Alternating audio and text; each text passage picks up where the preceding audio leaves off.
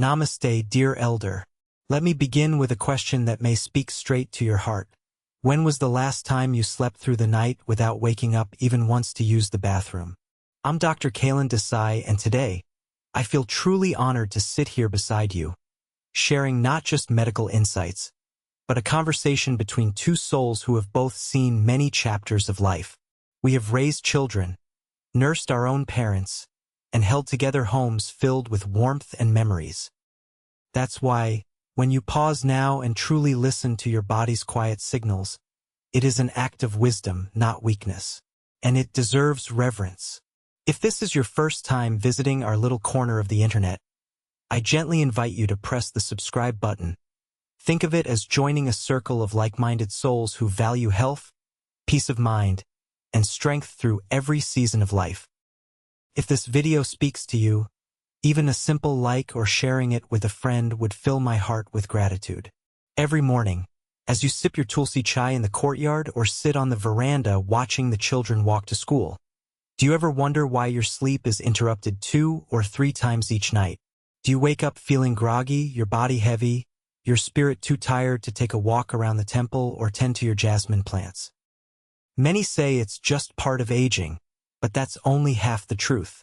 Frequent nighttime urination isn't merely annoying.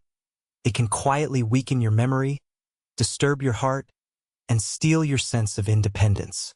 Recent studies reveal that nearly 78% of older adults in India unknowingly repeat a simple habit before bedtime that keeps them waking up all night, and they never connect the dots.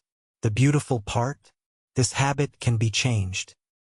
And today, I'll walk beside you, showing you how to return to that deep, uninterrupted sleep your body has been yearning for. Whether you're watching this from Madurai, Shimla, or a quiet village nestled in the foothills of the Western Ghats, drop a comment and say hello. And if you've ever struggled with nighttime urination, simply type the word HOPE in the comments, so we may begin this healing journey together. Mara Ji, I truly understand how exhausting it can be, waking up 2 or 3 times every night just to visit the bathroom. And then, in the morning, even a comforting cup of Adrak chai doesn't bring that same refreshing energy it once did. Many people say, this is just part of getting older. But honestly, that's only partly true. There are a few everyday habits, like having a late dinner with a watery bowl of dal, or sipping herbal tea close to bedtime around 9 p.m. that may seem harmless but quietly disrupt your sleep. These small choices, repeated daily, can be the hidden reason behind frequent nighttime urination. Today, I'd like to gently guide you through 5 such common habits. More importantly, I'll show you how to make small, manageable changes, no medicines, no medical procedures, just a better understanding of your body and a few simple adjustments to your daily routine. With these little shifts, it is entirely possible to reclaim peaceful, uninterrupted nights. Imagine waking up to the soft sounds of the bulbul at dawn, feeling fresh in your mind and light in your body, just like the mornings from your working days. Before we begin, if you feel this message could be of value, please consider pressing the like button and subscribing to this channel. Your support encourages us to continue sharing practical, easy-to-follow health advice created especially for people like you. And I'd love to hear from you. How many times do you wake up at night?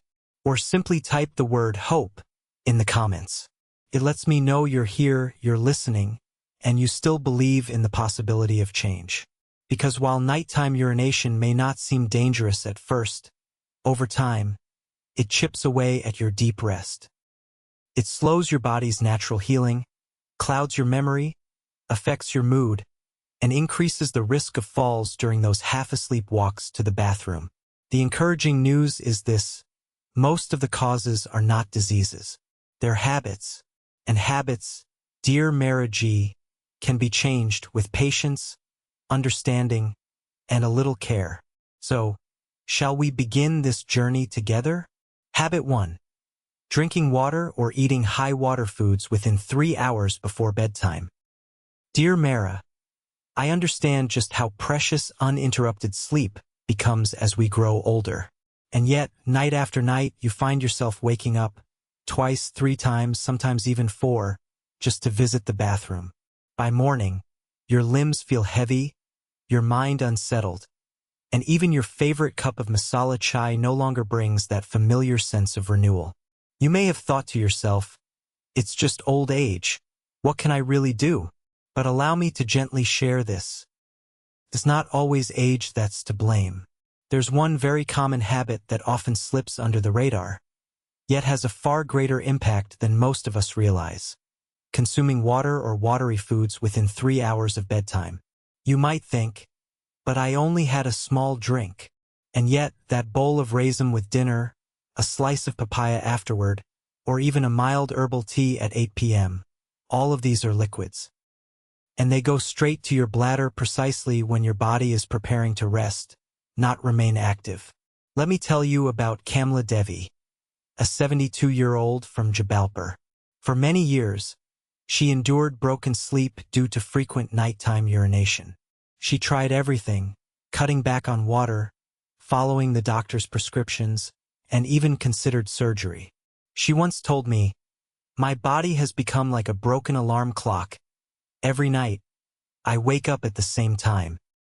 I'm too tired in the morning to even talk to my husband or water the tulsi plant in the courtyard." But the real change came when she discovered that her nightly habits, like sipping chamomile tea and enjoying a light bowl of lauki soup, were silently disrupting her sleep. Once she made a few small changes, the same ones I'll be sharing with you today, something beautiful happened. Within just 2 weeks, Kamla Devi was waking up only once during the night. And soon, she began sleeping deeply again, just like she used to in her 50s. Here's the science behind it. When you reduce evening fluid intake, your body naturally produces more of a hormone called vasopressin. This hormone helps the kidneys hold onto water and concentrate urine, reducing the urge to urinate at night.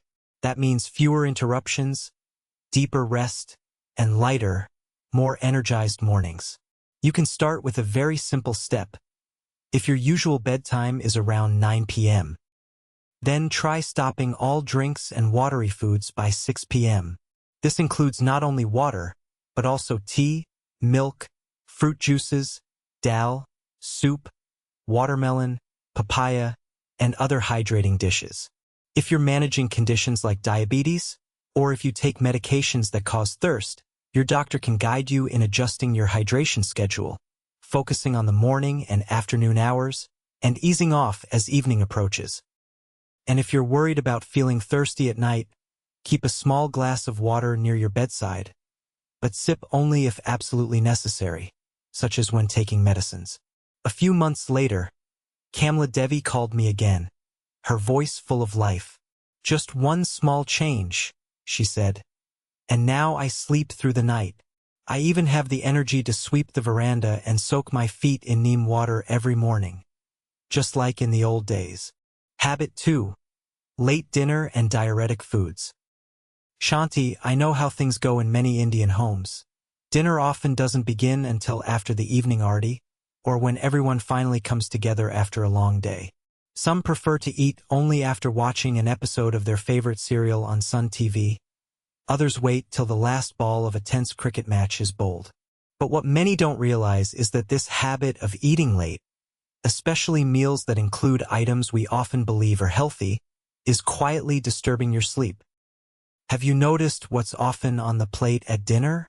A few slices of cucumber, some tomato chutney, a squeeze of lemon water, or maybe a soothing cup of green tea. These may seem light, but they make your kidneys work harder. And when you add herbs like coriander, pudina, or even a strong masala coffee, they act as natural diuretics. When consumed in the evening, these foods leave your bladder restless and your body has no choice but to wake you up, again and again, throughout the night. Let me tell you about Shivram Ji, a 78-year-old gentleman from Coimbatore. For years, his dinner happened no earlier than 8:30 or 9 p.m. A typical South Indian thali with a fresh tomato cucumber kozumbari, a wedge of watermelon, and a calming cup of tulsi tea. He thought he was doing the right thing, keeping it light and healthy. But each night, like clockwork, he'd wake at 12:30 a.m., then again around 3 o'clock, and sometimes just before dawn. Come morning, he'd be too tired to even sip his filter coffee or take his usual walk by the temple pond. His voice had lost its usual cheer, and even greeting neighbors became a chore. Then he made one small shift. He moved dinner to 6:30 p.m. and avoided diuretic foods after 4 p.m. Within 10 days, Shivramji began sleeping nearly through the night.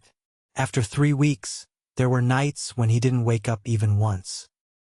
With a chuckle, he told me, "Now I eat like a king before sunset and sleep like my grandson.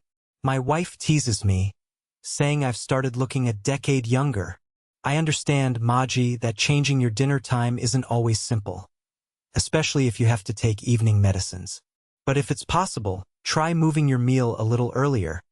Ideally before 6:30 p.m. Opt for calming, easy-to-digest foods like soft rice with a little ghee, boiled sweet potato, ripe banana, or simple khichdi. Save your fruit juices, raw salads, and strong teas for earlier in the day. They'll benefit your system much more at that time. You see, our bodies, especially in this phase of life, are like sacred temples. When we honor their rhythm, treat them gently, and respect the timing of our meals, they respond with deeper sleep, clearer mornings, and a renewed sense of joy. So, Shanti, are you ready to try this one small change with me? So tomorrow morning your chai feels warmer, and your smile returns a little brighter? Habit 3. Using the toilet just in case before bed. Dear Savitri Maji, perhaps you too, like so many others, have thought, let me just go to the toilet once before sleeping, just to be safe. At our age, a little extra caution feels wise, doesn't it? But here's the surprising truth. This very habit, though it seems harmless, is often what traps us in the frustrating cycle of nighttime urination. When you visit the bathroom without actually feeling the urge, just out of routine, your bladder begins to learn that pattern. It slowly starts believing that even a small amount of urine needs to be released. And so, in the middle of the night, even with barely anything inside, your body wakes you up with a false sense of urgency. What many people don't realize is that the bladder is made up of muscles, and muscles remember. If we keep training it to empty early, it forgets how to hold urine for longer periods. A healthy adult bladder can typically store 400 to 500 milliliters of urine, but if we keep emptying it too soon, it may start sending signals to the brain even when there's just 100 or 150 milliliters inside. Let me share the story of Gomti Maji, a 74-year-old widow from Varanasi. Every night, before lying down, she would visit the bathroom, whether she truly needed to or not. It became a ritual like brushing her teeth. But strangely, exactly 2 hours later, she'd be up again, feeling the urge. Confused her.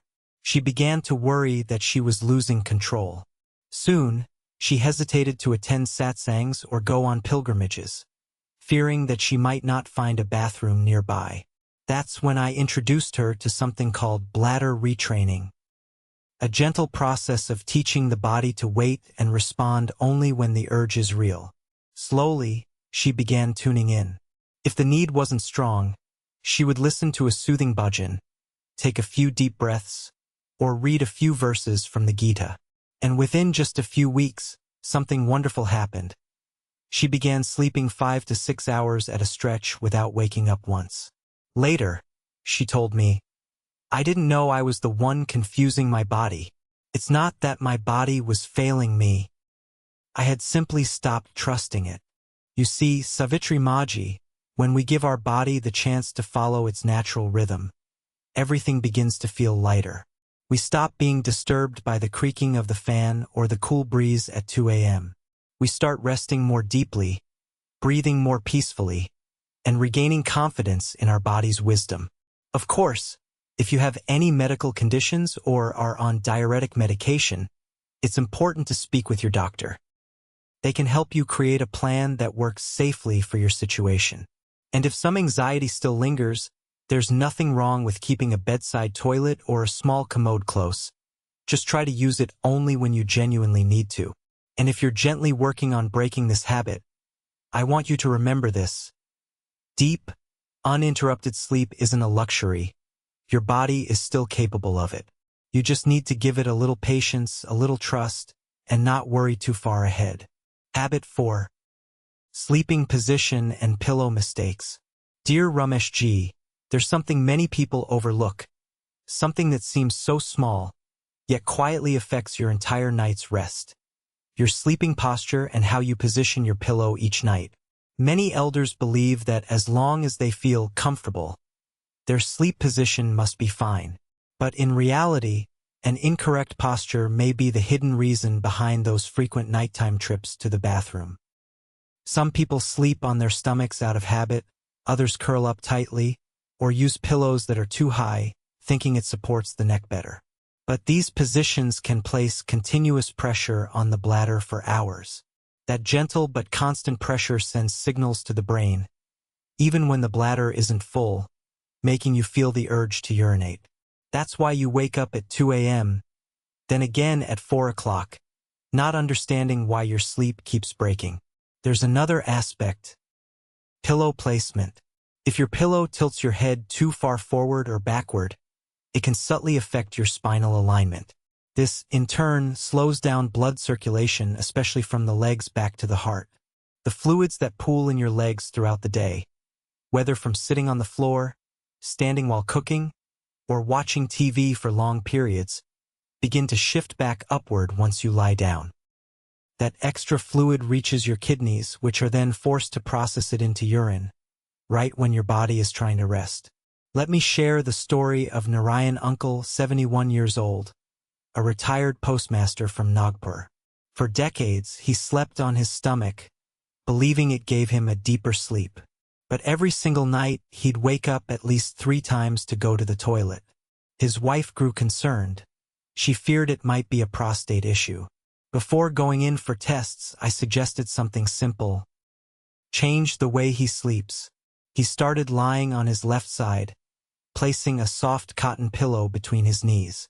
Within just 2 weeks, his sleep improved significantly. He was waking up only once a night. After a month, there were even nights he slept right through till morning. He told me with a smile, "I didn't take any medicine. I just changed how I slept, and I feel like someone gave me peaceful nights again." If you've been used to sleeping on your stomach, that's okay. You don't have to change overnight. Place an extra pillow beside you and gradually shift towards sleeping slightly on your side. Use a thin pillow between your knees to keep your spine in alignment. Your head pillow should not be too high. Your neck should stay in a natural, relaxed position to allow free blood flow. And if you have back or joint pain, you might consider trying a traditional Indian support roll or an orthopedic pillow for added comfort. You see, the right sleeping posture doesn't just help with deep sleep. It also eases pressure on the bladder, supports your back, improves breathing, and even reduces snoring. Many elders who made this small change told me they never imagined something so simple could bring such restful, undisturbed sleep. So, Ramesh Ji, if you feel ready, tonight try lying on your left side with a soft pillow for support. Let your body breathe gently, and give it a chance to restore itself naturally. By morning, you may discover that real healing doesn't always come from pills, but from quietly listening to your body, one small change at a time. Habit 5. Wearing the wrong sleepwear and overheating the bedroom. It may sound a bit surprising, but sometimes the very room you sleep in, and even the clothes you wear to bed, can quietly be the reason you're waking up several times at night to visit the washroom.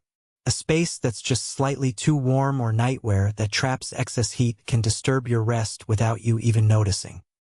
Many elders find comfort in being wrapped up warmly, wearing thick nightgowns, using woolen shawls, or covering themselves in layered blankets, even when the climate in places like Nagpur becomes humid by early spring. Some even turn off their fans and keep windows tightly shut, fearing they might catch a chill. But when the body gets overheated during sleep, it goes into a subtle state of imbalance. This disrupts certain hormones, especially vasopressin, the one that helps the body retain water and reduce nighttime urination. Additionally, excess warmth causes blood vessels to expand, which tells the kidneys to work harder, ironically, when they should be resting. And so, in the middle of a deep sleep, you find yourself waking up, confused, warm, and needing the toilet. Let me tell you about Kantadidi, 70 years old, from Vadodara. She had a lifelong habit of sleeping in a thick cotton sari, wrapped tightly with heavy quilts. Even on warmer nights, she thought this warmth would comfort her into better sleep. But instead, she was waking up 4 or 5 times every night, sweating, tossing, and needing to urinate. At her daughter-in-law's suggestion, she made a few small changes, kept the fan running, switched to a loose cotton kurta pajama for sleep, and used a thin, breathable bedsheet instead of a quilt. Just within a week, she began sleeping longer hours at a stretch. By the 3rd week, she shared with me, "I feel like I'm back in the days after my wedding, peaceful, uninterrupted sleep without any medicine at all." You see, restful sleep doesn't always come from pills or remedies. It often begins with creating the right environment, with gentle adjustments. Tonight itself, you can begin. Keep your room airy, switch on the ceiling fan, leave the windows slightly open when the weather allows, or lightly run the air conditioner around 25 degrees Celsius if you have one. And when it comes to nightwear, instead of wool or synthetic fabrics, try something light, like cotton, linen, or hand-woven Indian cloth that lets your skin breathe and absorb sweat easily. If you still feel chilly, layer with 2 light cloths rather than 1 thick one. This way you can adjust as needed through the night. A cooler, more breathable sleep setting helps the body rest deeply, keeps your bladder calm, and lets you wake up with a clear head and a calm heart. So tonight, Leela G, consider making this small shift. Because often, it's not medicine, but something as gentle as night air and the right fabric against your skin that helps the body return to deep, healing rest.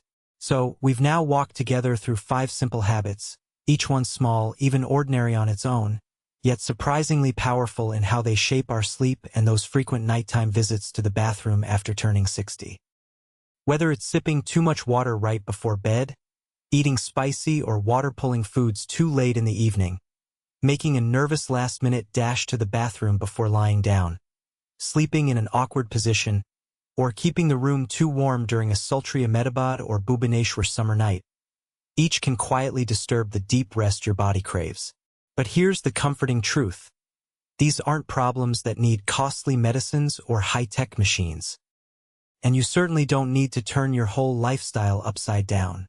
Sometimes, all it takes is a lighter dinner around 7 p.m., a breathable cotton kurta or nightdress, or the quiet whir of a ceiling fan stirring the night air gently above your bed. I remember speaking with Shankar G, 70, from Indore. After years of restless nights, he simply began eating his dinner earlier and made sure the fan was on by 9:30. Within just 2 days, he was sleeping through 5 full hours, something he hadn't done in nearly 2 years. And with better sleep came clearer thoughts, a calmer heart, and a sense of balance he thought he had lost.